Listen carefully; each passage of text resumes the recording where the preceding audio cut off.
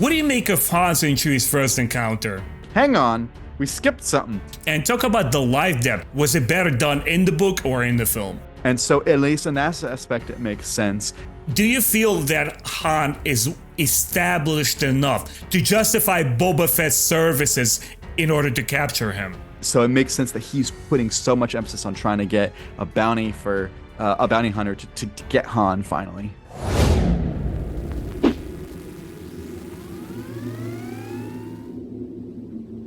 Hey guys, welcome back to Star Wars Timeline. My name is Ben. I'm joined once again by John Cohen, and today we're going to continue our AC Crispin's Han Solo trilogy discussion. We are on book number 2, The Hutt Gambit. We're going to discuss the story, the characters, compare our impressions of the novel, and also maybe make some overtures to the film as well. John, I'm very happy to have you again. How have you been, man? What's going on? I'm doing great. The channel's doing well. I'm doing well. Excited to talk about this book because I have very different thoughts on it than I did with book 1. Interesting. How important is critique to literature, film, and art in general? Well, it's very important because you as if you're a creator, if you're a writer, if you're a producer of content, you want to think about how to make that better. And so criticism is good. I feel like we live in a society where that critique has been taken to an extreme, where sometimes we have people that focus exclusively on that critique. And on the other side, we have those who focus exclusively only on the good. And I think there's a time and place for the critique, and there's also a time and place for the praise. And I try to focus on reading things that I'm going to enjoy, while at the same time, I also try to find the positive generally. I acknowledge that there's sometimes I'm negative about something. I try not to, especially if I really dislike something, I try to not harp on it. So, for instance, there have been some books published both recently and a while ago that I did not like at all, and I really disliked them, in fact. And I made a video about them, and then I said, all right, I've made my video, I've done my discussion, I don't need to keep focusing on that book too much. And that's how I view criticism. It's like when you initially do something, you need to, review it for that purpose, but you don't need to keep the negativity so forcefully continuing. That's how I feel about it. Gotcha. And, I suspect you and I were going to have a very level-headed discussion because, we're very measured in our approach. You can respect the author, but you could also critique their work, and you could try to figure out what went wrong with it and what could be improved in the future. Let us situate our fans where we left off with the previous book, and we're going to continue, jump right into this one. So, Han Solo and his friends escape Elysia aboard a High Priest Sirenko's private yacht, to add salt to the injury. And the felines, aliens Murg and his maid Mrov, they're married on their home planet of Tegoria. Bria's Starren family doesn't take too well to Han. His plan to withdraw money from a Coruscant bank fails. Han experiences his first heartbreak with his lover departing. And Han advances his piloting talent in the Imperial Academy. His arch-nemesis Garrus Shrike is defeated. And now we're on to part 2, which is called the Hutt Gambit. It's written by AC Crispin. She wrote the entire trilogy, and this was published in August of 1997. So, Han is the wanted fugitive. We start with a bang. His Imperial Navy dreams are completely shattered. To make problems even worse, a Wookiee follows along and claims he won't quit until his life debt is repaid. Now, the furry alien proves himself by saving Han's life from a very questionable game of sabacc against a Barbal. And Barbals, as we know, are very vicious lizards as far as the expanded universe of Star Wars is concerned. And we learned that Han detests slavers more than anything, but that he doesn't want Chewbacca's assistance. Basically, he helped out the guy in need because this was his way of repaying his old friend, I guess, Diwala, the ones that we learned was tragically died in the previous book. What do you make of Han's and Chewie's first encounter?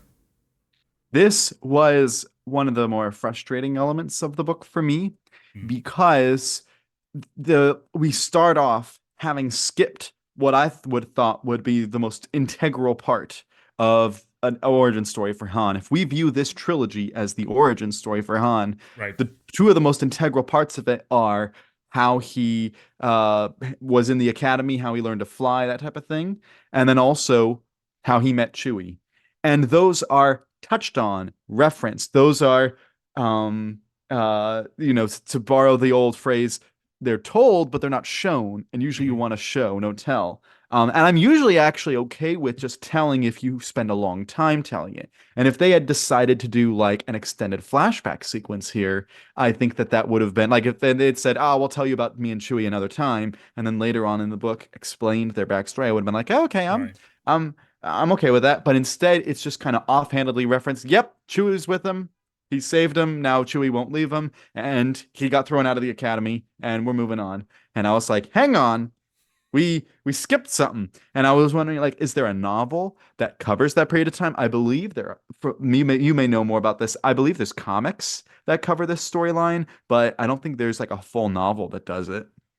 To be honest with you, I don't recall at the moment, but my suspicion there is we did have precedent where Star Wars authors were asked not to touch a particular event or character, specifically on George Lucas's request, because he might perhaps do something with the character. Right. Like, for example, there was a great painting for the Star Wars Topps cards of the unknown Luke and Leia's mother. Yeah. And George Lucas was adamant by saying, don't state her name, don't give her a background, because I'm going to do something with her in the upcoming films. Right. I just find that a Mm-hmm. curious thing because he never went on to do anything, with that storyline. Yeah. And it feels like if you're going to give an author the opportunity to write Han's backstory, you let her write that part of the backstory. We get other parts of the backstory that are fine. How he gets the Falcon, I think that's told really well here. Mm-hmm. How he meets up with Lando, told really well here. How he becomes a smuggler and kind of a scoundrel. This book is all about him becoming the scoundrel. So we're getting that in this book. It's just I was just like that was one of the things that irked me. But at least as an establishing scene, it sets the tone of Han's not in the best place right now. He has Mm-hmm. Chewie helping him out, but he's not necessarily on his A game at the moment. Yeah. I want to follow up on that and, ask were Han's actions giving up on his naval officer station to save a Wookiee in character at the very least, and talk about the life depth thing. How does it handled in the movie? Was it better done in the book or in the film? Well, at least in terms of him giving it up, I think that it works because of Dulana in the first book. Han has that connection with her, a Wookiee, and so Chewbacca probably brings back those memories, and he feels more connected to Chewbacca than if he hadn't known Dulana. And so at least in that aspect, it makes sense. And Han has always had this element to his character that he pretends to not care, but Right. he absolutely does. And that's something I think Solo touched on very well with Kira's character, basically telling him, you are the good guy. You just don't want to be the good guy. You Mhm. want to think you're the scoundrel. You want to think that you are all these other things, but you are the good guy. And I think it's done really well in the movie, and that's handled here because he's constantly ends up helping out in other things. Now, I like the way he helps things out better in book 3, but at least in this book, you do see that nature Mhm. to him where he tries to protect the Hutts. He tries to help out people at different times. I don't know why, but the specific scene where Han sees, was it Imperial officer, someone torturing Chewie and doing something to him, it kind of stuck out. And for some reason, it was so colorful and memorable to me that it stayed with me over the years. Mhm. But in the film, I understood logically what Ron Howard was trying to do. And overall, I love the movie. Mhm. It's one of my favorite Disney era Star Wars films. Mhm. But I felt Kira sort of narrating to audience what Han is feeling it was a little bit on the nose. I'm like, okay, give us the character enough agency and the audience enough to understand that through subtext, not her just spelling it out. Right. Yeah, I could see that. I liked that it was I liked that she points it out to him, and yet he continues beyond. Like it's especially ironic He's that in denial. he's in denial Yeah. that like he has it spelled out for him, Yeah. and yet he still won't accept it, and that's what makes it just so ironic to me. Yeah, and not to speak for all men, but in general, I would say, at least amongst my friends, we sort of share that characteristic sometimes when your nose is pointed to. You got to take care of this business over here, or you better confront that over there, especially if you have a close relationship with mom.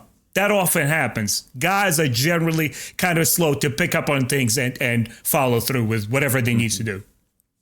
And I did like that in this book, we see him slowly adapting. Nothing here is quick. You see from the beginning, he's logically had some time pass, so he's a little bit different than he was at the end of Paradise Snare, but you're seeing him slowly turn into the smuggler. He's slowly having that the good guy persona actually demonstrated here. And so I did like that it was a slow and constant progression. Yeah, I totally agreed there. Moving on with the story. Seeking greater opportunities, Han finds himself on the smuggler's mood of Nar Shaddaa. He takes on odd jobs here and there while, settling in the Korean part of the sea where he encounters familiar faces. There's a pilot Maka Spins, there's a Shog Nings, the master mechanic. Han also dodges bounty hunters hired by Elysia High Priest Terra, and eventually Han and Chewie seek out Jabba the Hutt. Was this brief description of Han's early life consistent with your own imagination? Yeah, Nar Shaddaa is the absolute correct place to take Han after this. You had to have him in the seedy underworld type planet, the planet that has, if you're on the planet, you're probably not doing some legitimate business, or actually it's a moon, technically, moon. I know. But I think that was the absolute right move for him. And of course, in the movies, they say he's had this work with Jabba, so it makes sense that he would be working with the Hutts in this book. So it all seemed very logical. Yeah, and sort of builds that continuity into characters' progression where, you kind of pick up a star network in your work environment. If in your shady business of smuggling, you're dealing with the Hutts, and they're very well established in the franchise as these overlords, these crime lords, it's completely makes sense. Han is quite cynical in A New Hope in the movie. At least that's his front, that's his outer appearance. Does A.C. Crispin, the author's trilogy, or the movie accentuate his specific trait better? Yeah. Yes. I think that the movie, it's very clear he's very cynical in the movie. I think the movie does it well. I think that this book also shows it pretty well. I don't know which one is better, but the fact, like him losing Bria at the end of the last book was a major move towards him becoming more cynical in this book, and him going through what he goes through in this book does not help, nor the next one. So again, his cynical nature builds as the trilogy goes on, and so I think that again, she's very consistent. Yeah. Impressed with his skills, the Hutts immediately hire him and Chewie for spice running, including the infamous Cassell run. Meanwhile, Jabba and Giliac make their bid to take over the Hutt clans, and they target the Elysian spice refinery. Han becomes a pawn in their intricate game. There's an attempt on his life, and it's blamed on the Bisati clan. Its leader Arak and his son Drugar are outraged, and they assemble a council on Nal Hotah, the capital of the Hutt space. There's a clan is absolved all accusations, and Jabba's plot to kill the Arak. He says, okay, if we couldn't accuse him directly, at least we can try going overtly tried to kill this dude off. Did you enjoy this tense interplay between the Hutts? I gotta be, if I'm being honest, the Hutt storyline in this book just didn't do it for me. For one, I've just never been particularly enamored with the Hutts. Mm, I don't mind them in small doses. Like it didn't bother me in the Clone Wars movie when we had Jabba and his son. Like that didn't bother me. And when they've popped in here and there, but like when they were like the main force this book. I was just like, oh, I just find them weird, and I'm like, I don't want to follow you guys. I don't really care. I don't typically love following the underbelly. I don't love right. following that type. I want to see either the galactic politics, which we do see with the Hutts, but I Mhm. prefer either like traditional galactic politics or the military or like the Jedi and Sith. Like that's the elements of Star Wars I gravitate towards more. And so this just wasn't, it was just designed to not be the the plot line for me. And also just really quick, Jelliek the Hutt is just weird. Just what the direction that AC Crispin, I don't know whether it was her decision to make the world building this the way that they deal with Jelliek. It was just such a weird thing to read. And I don't know if that's carried over into canon, if they included that, but it's weird. And I was just like, I Can didn't you want to read that specify part. like one aspect or two? What's weird about That him? she's a that she was well, it was a he, whatever. It's the Yeah. that the Hut was like one, and then the Hut's like, I'm gonna have a baby, and then just Oh, yeah. turns into the other gender, and they just go along with it. And I was just like, that's just so Yeah. weird. Like they could just do that automatically. It Mhm. was just that was just weird for me. See, for me, when they introduced the Hutts in Book of Boba Fett, Hmm. it didn't sit well with me because it wasn't well developed. They kind of show them off and they carry them in to show that they're these powerful creatures, but they didn't really do much in terms of the story. At Hmm. least here, what I really appreciated was the fact that it is well developed. And guys, this is where personal preference comes into Yes. play. Hmm. You could be the ace top tier New York Times best-selling author, but for some reason certain readers prefer one thing over the other. Exactly. It is what I it is, agree. and it doesn't speak to the quality of the book at all. It's just what we prefer. Right. I will absolutely agree with that. And so there were other elements of the book that when I, rated it, Yeah. I brought it down in the rating for that stuff. The Hut stuff, it's one of those things that I just didn't enjoy it as much, but that didn't affect the rating. It's just because Mm. my personal preferences weren't gonna go with it. And it's part of the reason I enjoy books 1 and 3 more is the story fits my personal preference in what I want a Star Wars story to Makes do. total So sense. that's why those just work better for me. Hmm. But speaking of pacing and how much time you want to dedicate to particular aspects of a story, how much political machinations does the story need, really? Well, again, it depends on the author and the type of story they're telling. Mm. Andor has way more political focus than say Mandalorian does, and it works well in both of those series. You have enough in the Mandalorian to give you context, but you could get more, but you don't need it. Whereas in Andor, you get a ton of it, and you love it because it's so well done. So it can depend. Here we get the Hutts and what kind of space they have, and specifically how the different clans work. Hmm. Previously, based off just watching the Clone Wars, I thought that it was all just one clan, and it was just all one. They all work together on everything, and I think that's the way it's supposed to be. But the different individual families have kind of split off, and they're plotting against the other families. A little Game of Thrones in there, and Yeah. so you see that the Hutts are not the most united group. And so even though they try to pretend to be united to keep away the Empire, keep away other smuggling endeavors to try to keep their space, their space, Right. they end up because of their feuds, they end up threatening that power that they have. Yeah. In other words, I guess we would both agree that, you need to match the product as advertised. If you're Mhm. doing a show similar to Andor, yes, it's going to be heavily layered with politics. And You got and to this meet book the audience's expectation. and this book's titled The Hutt Gambit. If the Hutt stuff now they could have still titled it the Hutt Gambit if Jabba was the only one because it could have been a Right. gambit that Jabba's, but still titling it the Hutt Gambit and making Hutts the primary part of the book works. Yeah, it's appropriate. It's appropriate, and Mhm. you've billed it as such. So they at least followed the publishing team and AC Crispin followed through on the promises made to the audience. Yeah.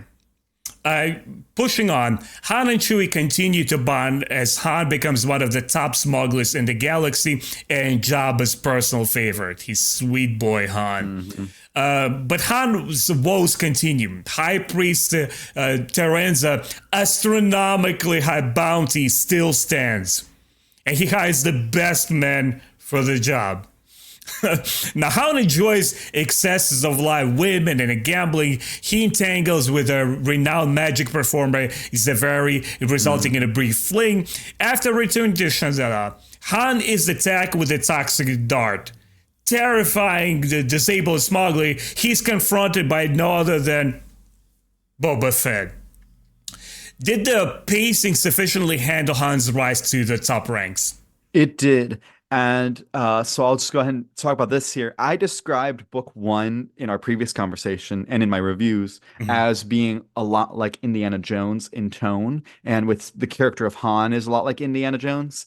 I would say that the tone and also the character of Han fits much more with James Bond here. One, because he goes through a couple of women in his relationships with them in this book, and also he's much more kind of disenfranchised, like Bond often is. And then also he has the action, him dealing with bounty hunters is very much kind of like Bond dealing with his enemies and stuff. And so I thought that it worked well.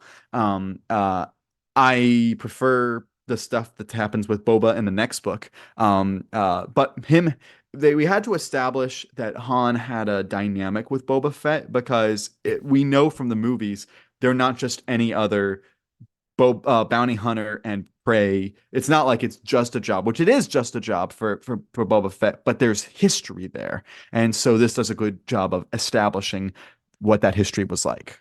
That's what's sorely missing from the modern Star Wars live action end of the storytelling. There's not nearly enough development or setup. It's just like, here's a character. You remember him. You know who he is. Here's Sabine Wren. Roll with it. And I feel that a lot of the build-up is missing, and you don't really care for these characters, which leads me to my next question. Do you feel that Han is established enough, his reputation rather, to justify Boba Fett's services in order to capture him? Yes. I don't think that it deserves as high a bounty as Terranoza puts on him. And I feel like the Hutts should have told Terranoza, all right, like they basically told him, you're going to stop. And he said, well, I'll use my own money. They should have said, no, you don't need to do this. You need to do other things. You need to focus. But it makes sense that Terranoza is obsessed with Han. Han doesn't care about Terranoza anymore, but Terranoza thinks that Han is his arch rival, arch nemesis. It's like in movies where like the character's like, I have an arch nemesis, and it's like, I don't even care about you at all. That is, Han doesn't care, but Terranoza cares. And so it makes sense that he's putting so much emphasis on trying to get a bounty for a bounty hunter to get Han finally. It's an ego play thing for him. Yes. Not only did Han take all his money and his ship and stuff, but Han took one of the women from his compound, but also Han took Terranoza's pride and dignity, that Terranoza is not to have the same power. He is vulnerable now that he was stolen from. It's not that the fact that he lost the money that he cares about, it's the fact that he lost the idea of being an awesome figure. And so I thought that was very an interesting part of the book. And a lost face is something you don't want to have when you're dealing with other crime lords. Right. Exactly. Yes. Right. Exactly. Recalling Han's first interactions with Leia in episode 4, did he ever strike you as a man who is popular with ladies, that he had prior relationships? He struck me as the type of guy who had a lot of different relationships with women, none of them long term. That's a great point. Thing. Like I feel like he had women, they found him handsome, they found him interesting, they found him bold and kind of worldly, but I think that as soon as they saw him like long term, they saw that struggle between the good and the scoundrel, and they ended up not being with him. And that's actually kind of what you see here. So it kind of fits, I think. Yeah, I think that A New Hope did an excellent job showing that Han, although older and more experienced in the ways of the galaxy than Luke, he's seen more. He's not grounded. He's not committed, whether to a cause or not even his lifestyle. He's in between at this stage in his life.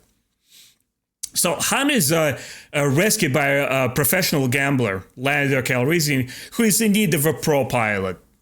Witnessing the attack, Lando sticks a blast into Boba Fett's neck, further humiliating the bounty hunter by disabling him with his own toxin. The party plays the trick on Boba Fett, and they coerce him to fly through Imperial space, after which he swears revenge on Han Solo. Now, first fact, Boba Fett is a professional. That's very important for us to know. Would such a wild encounter be a good reason for the galaxy's top bounty hunter hold a grudge? He doesn't. He doesn't. It's more about like the fact that he lost, not about the fact that he really cares about Han. He's like the absolute opposite of Terranosa. Terranosa, it's not about what he didn't get, it's the fact that he didn't get it. Whereas like Boba Fett couldn't care less what actually happens to Han. He has a reputation, and also he likes his money. And so I liked that he really cares about getting that money. And he's so and he fails at getting Han the first time, and he's like, I still plan to get Han later, but he recognizes when he's beat on a certain round of bounty hunting. Yeah, he is a man of reputation. And he's the practical man. Did you believe that Lando Calrissian was capable of outsmarting and disarming a notorious bounty hunter? Yeah, I was. I was actually a little surprised when it happened. I was like, "Oh, okay, this is how you're going to do this. Okay, I'm interested in this." And I actually, as soon as Lando came on the page, I was like, "Oh, does that mean that we're going to see the Millennium Falcon?" Which we do. I was like, "Does that mean Han's going to get it this book?" Which he doesn't. He doesn't get it till the next book. But I liked that Lando's the one to save him, because Lando's the one that turns him into Vader and Boba Fett in Empire. And so it's ironic that he saves him here and turns him in later. And so Lando's story also kind of goes full circle. How does this scene portray Lando? What does it say about him in contrast when Han first strolls into that sabacc play in the film? I think that Lando is consistent in both stories. In the film, they portray him more as focused on his money, whereas here his friendship is a little bit stronger with Han. They seem more buddy here. But Lando seems to have the same problem basically that Han does, which is that he wants to be the kind of the suave ladies man, wants to be focused on his wealth and stuff, and doesn't want to care about doing the right thing, but like Han, kind of has his true nature wants him to focus on the right thing, which is why he does things like help Han out here. I really enjoyed the little details that are picked up that were different from the movie to the book. In the movie, Donald Glover did an amazing job. I really loved it a lot. But we sort of see a Lando who's much closer to Han in terms of the way he presents himself to people. He puts up front like a very confident, smug pose, like, I'm Lando, and everything you about heard me is true. But you could tell throughout the performance, he's still been shaking inside. He's not as confident as he leads on to others to believe. Whereas in this scene, he feels that, well, Billy D. Williams, he's older than Harrison Ford in the film. And you also sort of feel that wisdom projected in the scene where he's like, I don't care if he's a buddy, I got this. And I really appreciated him because it showed Lando in a different place, in a different, like, that confidence that he had from Han. Moving in the story, Han picks a ship from Lando's used shipyard, christens Bria for his lost ex-lover. He teaches his new friend to pilot aboard a freighter that steals Han's heart, the Millennium Falcon. In your mind, is Falcon a key point in their relationship in the books, also the movie? And how does its intro set up in the dynamic between two characters? I appreciate that in both book and movie, Han it's like love at first sight for the ship. As soon as Han sees the Falcon in both, he's like, I'm gonna get that thing. I'm gonna take the Falcon. And now it takes a whole book. Like he has to wait till the next book to get it, but you see him scheming, you see him thinking, I'm gonna get that one day, that's gonna be mine. And in the movie, you see that exact same thing. So I do think that was really well done between both. Yeah, and I think it was very important to bring it early in the story because it's such an interesting play between two friends. Later on, like in the Return of the Jedi, like two brothers. Yeah. And they'll make light jokes when the Falcon's like, you better bring her home, okay? I don't want to see us crash. It's very interesting how they play off of each other based on this one love for the ship. The High Priest Sarenza is frustrated after failing to seize the Elysian spies operation. He strikes a deal with the competitor Hutt clan and plans to kill Arak the Hutt. Him and Giliak formulate a plan and poison their enemy's food supply with the Nala Tree frogs. The Besidis clan's new leader, Druga the Hutt, buys the Black Sun services to dispose of his critics. For a Han Solo titled book, there's a lot of supporting cast and heavy subplot going on. Did any of it turn you off in the book? The Hutt stuff did. The Hutts, yeah. Again, just didn't particularly love them. But I really enjoyed the setups, the different clans, how they work with each other, the machinations, the tensions in regards to that. Like, regardless whether it was your cup of tea or not, how did you feel it was done? Oh, I think AC Crispin did a good job. I understood everything that was happening, and I think that she set up the Hutts well. That their infighting made sense. So on like a production level, it was well done. Just wasn't for me.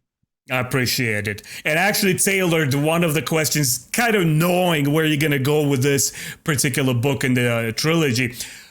What would you personally have done differently to preserve the overall idea, but make the second chapter focus more on Han's story?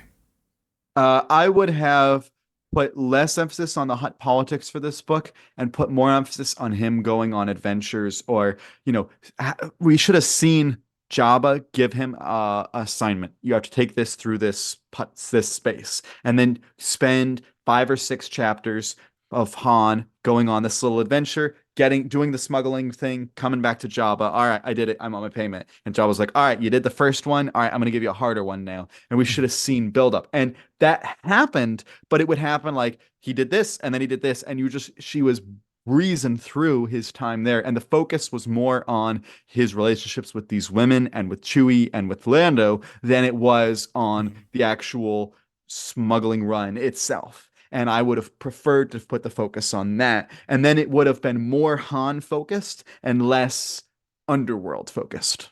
Gotcha.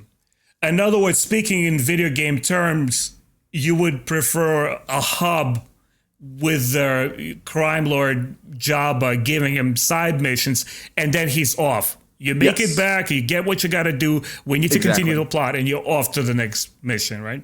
I would have preferred that. You could still maybe have had the romance stuff. Could have had his connection with Lando and stuff. Maybe Lando's on one of those smuggling runs, that type of thing. We could have had that, but it could have been more focused on the actual Han getting better at doing the runs himself.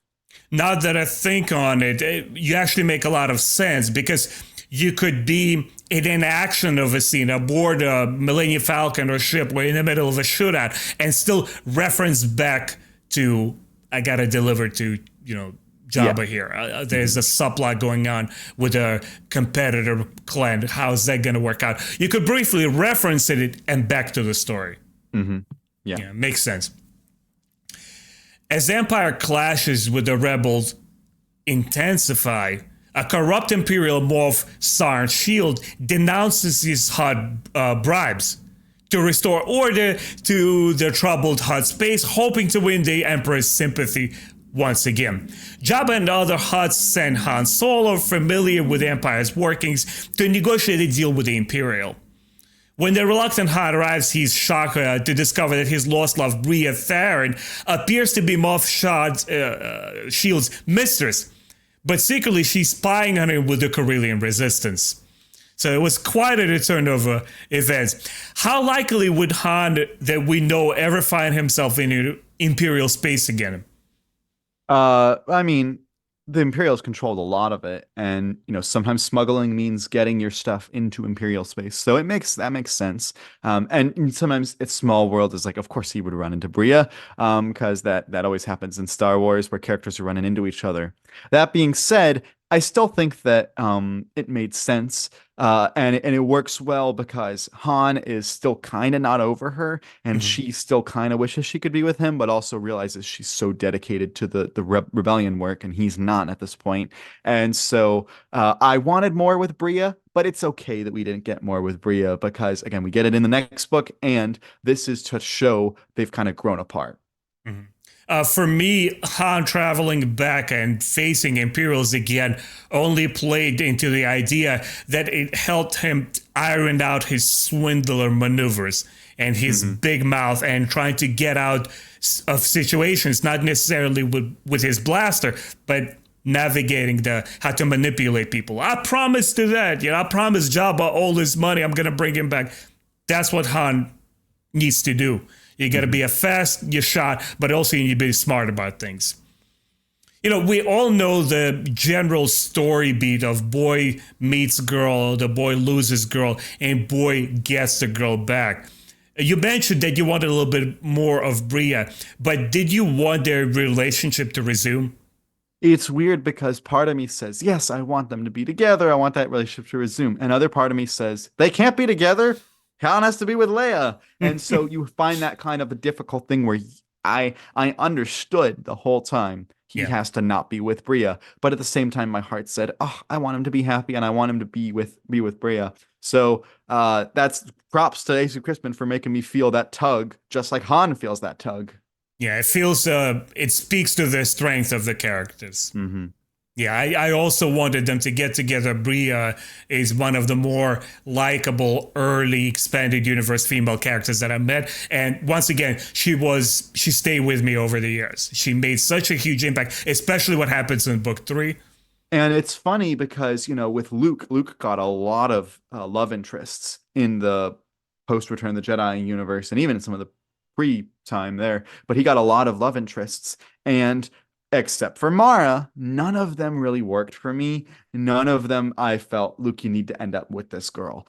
Maybe it's because I always instinctively knew as I was reading through that he would end up with Mara, but also just because I just felt like none of them, it was the right fit.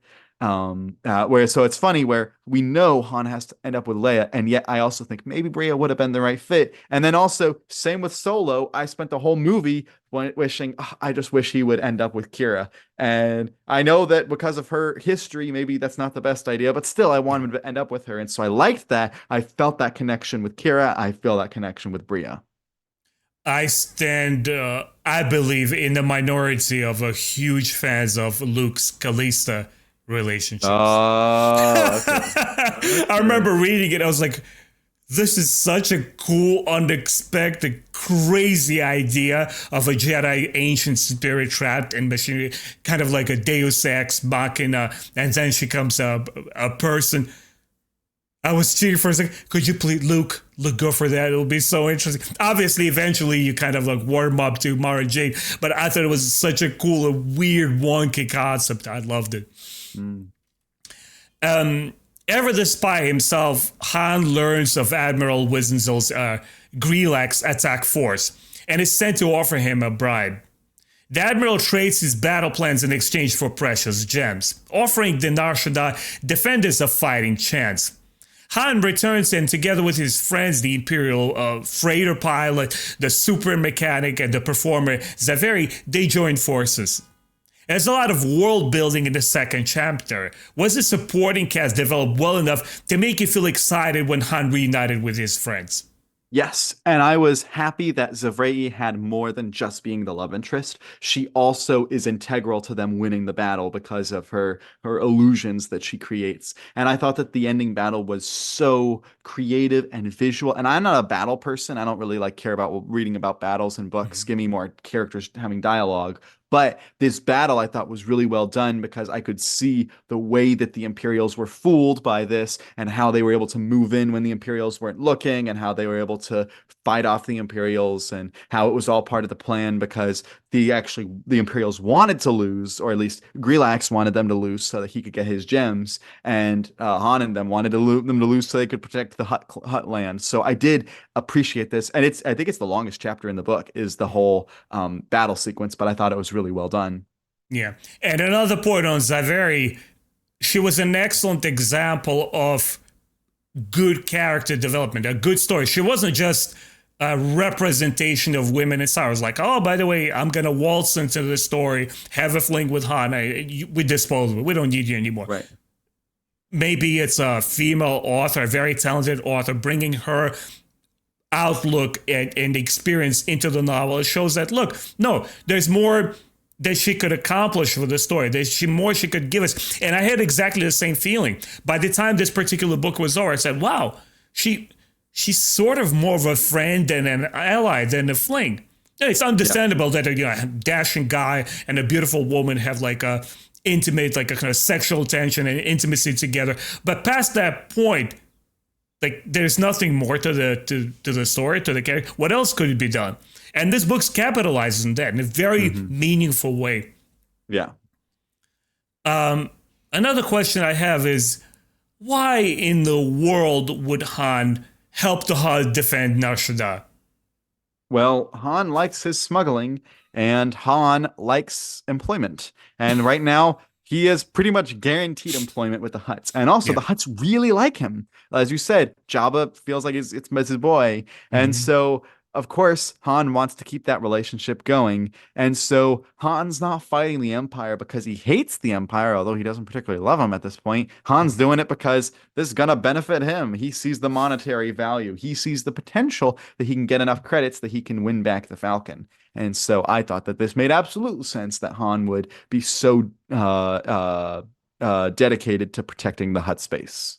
And I'm going to add one more point and say that when they describe that he sells in the Carillion neighborhood, okay, there's more to a world than just Hutts and crime. Yes, yes, it's their capital, right? But how do you make Han kind of like merge into the story? And, he finds a neighborhood, he hangs out with people there, his fellow Carillions. It makes total sense. For me, it was his home sweet home for a short, tragic period of time. Because the Han that we see, his only home is Millennium Falcon. He's a vagabond. Yeah. Like we mentioned earlier, he's not tethered to anyone or anything.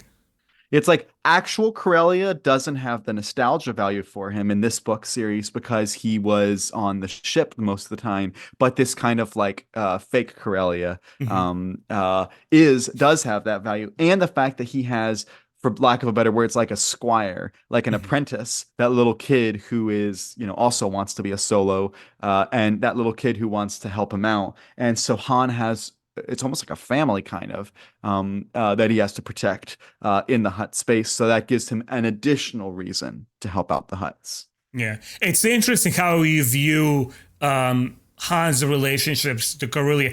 Did you read the Carillion trilogy? I did read that Carillion trilogy. Because in Carillion trilogy, we get such a vast panorama of Corellia, like its culture, its people. And in those books, is it just me, or he feels much more connected to it than in this trilogy? Yeah, I think it's because at that time, this trilogy hadn't been written.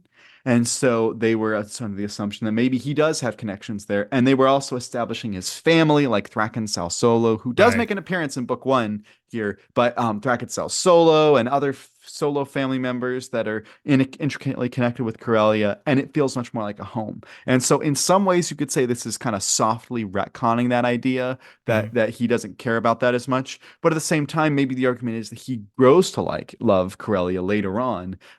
He fights to protect Corellia in book 3 here. Maybe that kind of spurs him, or maybe when he sees Leia lose her planet, it makes him value his own planet even more, and so therefore his love of Corellia grows.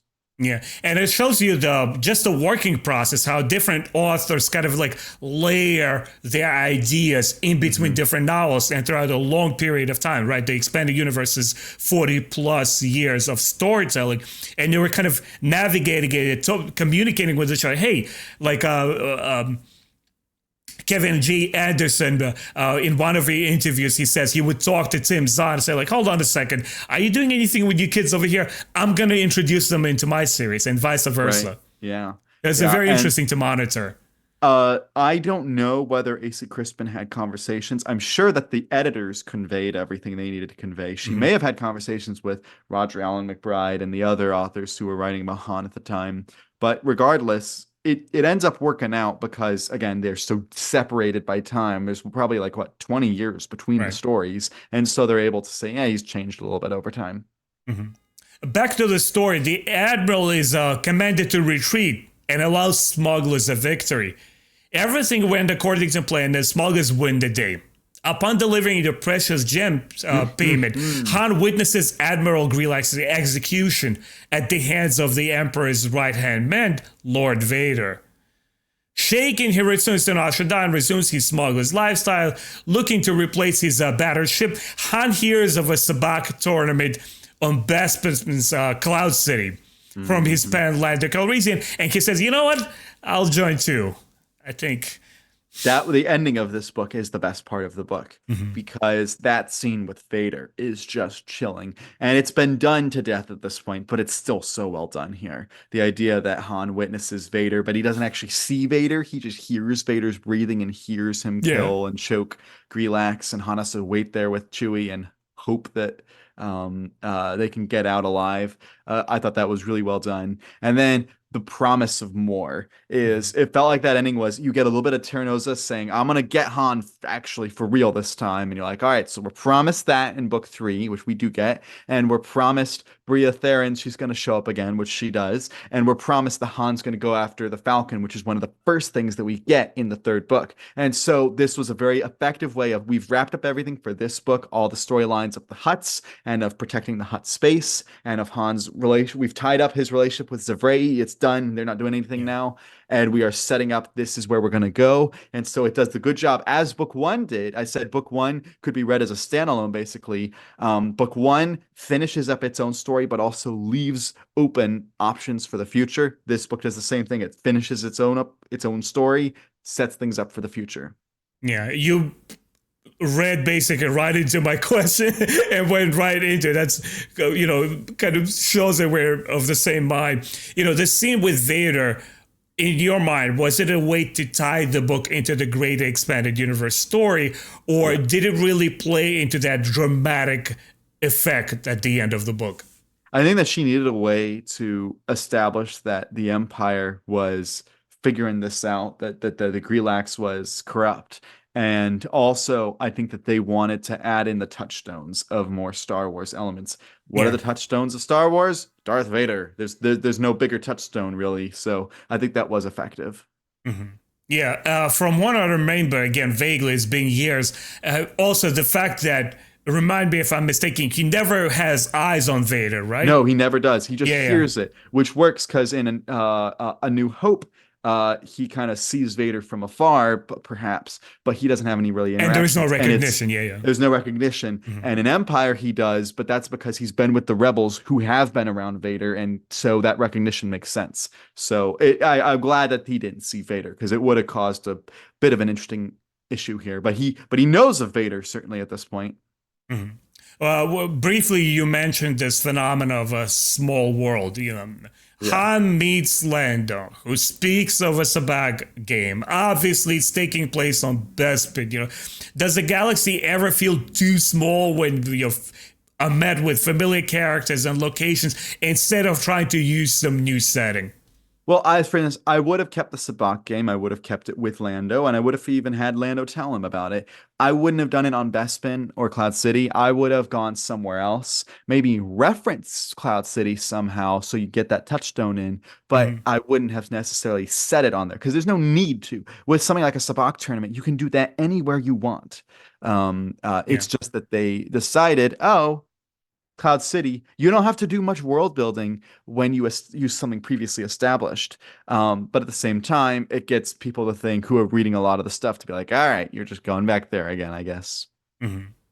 Yeah, it's interesting. Now, to summarize the book overall, I had just a last couple of questions for you. And guys, we will resume obviously and close up with the third chapter in our next podcast. But I love how you mentioned that you felt that the first title felt like a very self-contained story. How would you compare its pacing to chapter two, and which book did you feel did it better? Book one, I think, feels a little bit tighter than book two because it's shorter by a little bit, not by much, Mhm. but a little bit. And then also book one doesn't have as big a supporting cast. The supporting cast is very narrow. Oh, when it does expand cast members, they're either present with you or they're like done. Like Mhm. like they introduced Delana, nope, she's done. They introduced Gasai, he doesn't come in till the very end type thing. Whereas here you had that whole Hutt thing with the whole Hutt clan, and you're constantly with Han or with the Hutts, with Han or with the Hutts, and they're ever present here. And then you have Bria sprinkled in, and so it felt a little bit more complex, and it just didn't have the intercutting that was as solid as it could have been. So I think that book one did it better. Mhm. See, for me personally, I enjoyed this book equally as much as part one because when you even compare the original trilogy films, The Empire Strikes Back, Hmm. you obviously need a great hook at the end, which this book did. You need Yes. to open up the doors and show us this galaxy from completely new, different angles, which this book did. And I mentioned earlier that I tend to think I'm more for forgiving than other book readers, but when I see some small, minor details that are not up my alley, I don't mind them. They Right. very quickly evaporate when I feel like the book took me on a ride and I'm on the long for it. And I understand exactly what you're saying. I think when you look at the Jedi Fallen Order video game versus Jedi Survivor, which I'm playing right now, the first game really benefits from a very concise, focused plot. You Hmm. got your lead character, you got his two sidekicks, and they go on their merry adventures. And all of the characters they encounter, like Saw Gerrera, one and done. Yeah. But in this one, it's almost like Game of Thronesy, where you have to keep up with the events and remember different Hmm. references. It's a little bit more grueling to go through. Yeah, I understand that. Yeah. Um, Next question is, that's a personal taste aside, did you find that the new planets of Nar Shaddaa and Nal Hutta and the Hutt clans were a natural expansions of the world that Crispin introduced in the first book? Absolutely. They're much more dark and much more, underworld-ish. They're less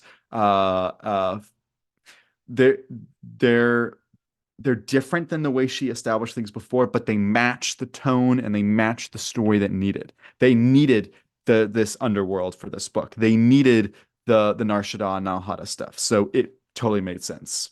I'm glad that you use the word darker because that's something that we don't get nearly enough. And when we get it in modern media, for some reason, it often translates into M-rated, grotesque, Right. blood over the place. Here, it's totally dark.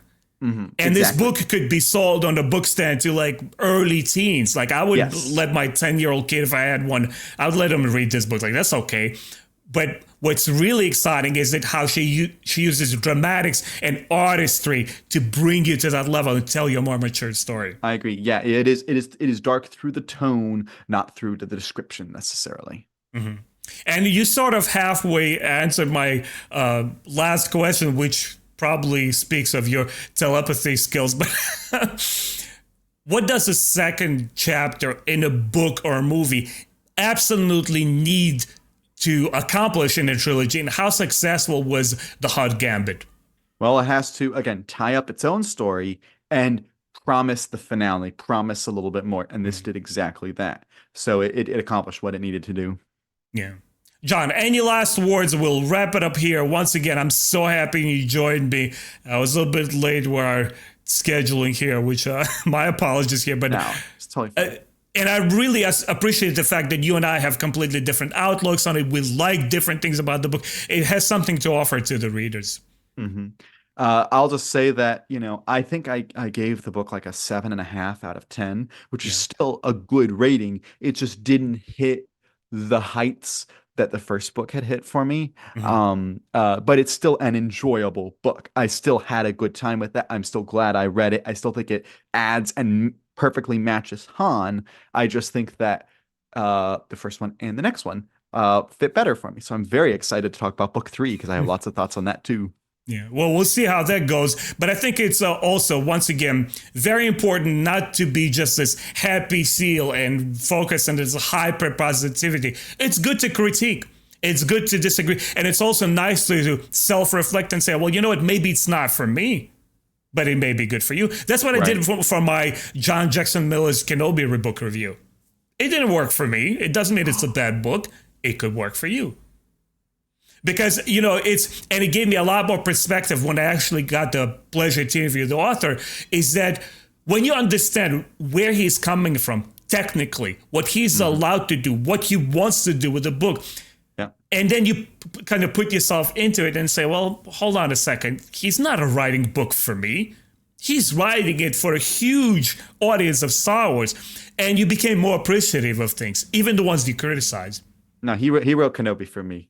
that is my favorite Star Wars novel of all time. And when I made my 10 favorite just novels of all time, like fantasy, science fiction, horror, like all of them, I put it as my number 2 favorite novel. And it was the only Star Wars book on the list. Like that book, that's how much that means to me. So it's funny to hear you say it just didn't work as well for you. I see. I'm just like, it was made for me. I see a future discussion. There's a Kenobi somewhere in the title.